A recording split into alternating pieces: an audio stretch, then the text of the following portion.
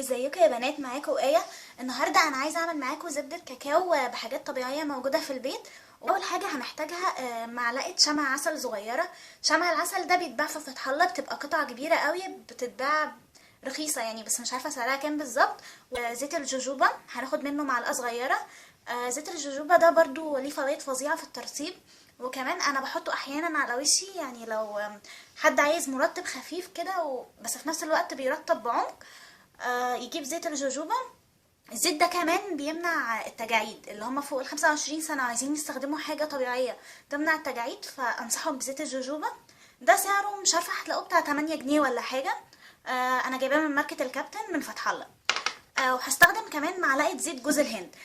في زيت جوز الهند من امتنان كويس جدا، بس أنا ما عنديش دلوقتي، عندي ده جايباه من فتح الله. سعره 3 جنيه. طبعا زي ما انتوا شايفين كده، بصوا جامد يعني، اهو ما بينزلش. فكنتوا تجربوهم. هاخد منه معلقه صغيره.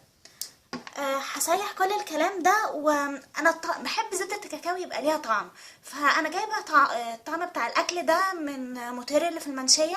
العلبه دي تقريبا كانت ب2 جنيه. فهحط منها كده كام نقطه بس عشان تدي طعم وريحه لزبده الكاكاو. الكلام ده على النار، وهنحطه في علبه انا مسحاها يعني بكحول.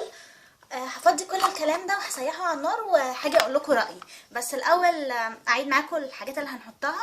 معلقه صغيره من شمع العسل، معلقه صغيره من زيت الجوجوبا، معلقه صغيره من زيت جوز الهند، كام نقطه من اللي هو طعم بتاع الاكل. طبعا ده اختياري.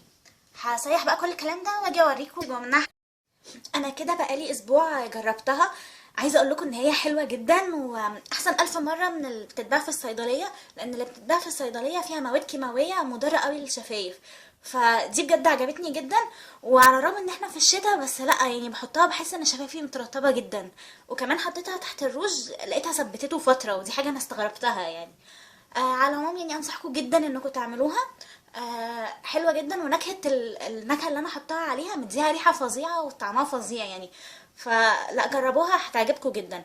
انا عاملاها ناشفه سنه، لو انتوا بتحبوها اطرى من كده زودوا مثلا معلقتين زيت كمان. بس انا عن نفسي عجباني كده جدا وبستخدمها كده. معلش الفترة الجاية هتلاقوني بنزل فيديوهات متباعدة حبة، لان انا بمتحن،